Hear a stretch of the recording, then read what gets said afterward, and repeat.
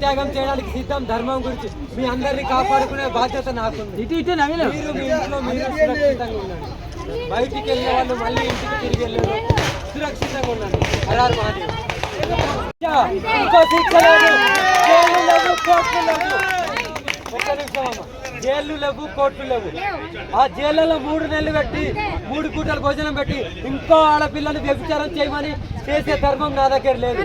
ఆ లింగాన్ని కోసి జనసంచారంలో అక్కడే శిక్షిస్తాం. అదే నేను నీతి నిజాయితీ గుణం ఇలాగే పోరాడతాను. హరార్ మహాదేవ్. చేసుకోండి. బయటికి వచ్చి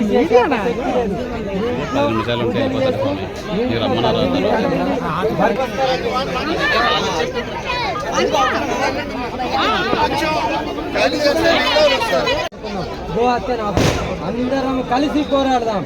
జై శ్రీ మహాకాల్. హర్ హర్ మహాదేవ్. మాత్రమే మీరు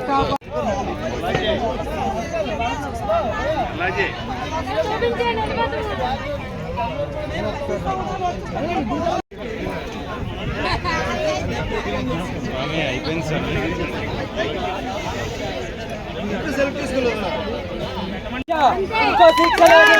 జైలు లేవు, కోర్టులు లేవు. ఒక్క నిమిషం అమ్మ. జైళ్ళు లేవు, కోర్టులు లేవు. ఆ జైళ్ళలో 3 నెలలు పెట్టి 3 పూటలు భోజనం పెట్టి ఇంకో ఆడపిల్లలు వ్యభిచారం చేయమని చేసే ధర్మం నా దగ్గర లేదు. ఆ లింగాన్ని కోసి జనసంచారంలో అక్కడే శిక్షిస్తాం. అదే నేను నీతి నిజాయితీ గుణం ఇలాగే పోరాడతాను. హరార్ మహాదేవ్.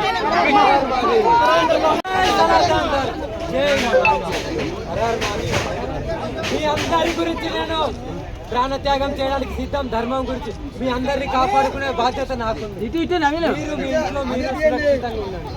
బయటికి వెళ్ళే వాళ్ళు మళ్ళీ ఇంటికి తిరిగి వెళ్ళారు. సురక్షితంగా ఉండండి. హరార్ మహాదేవ్.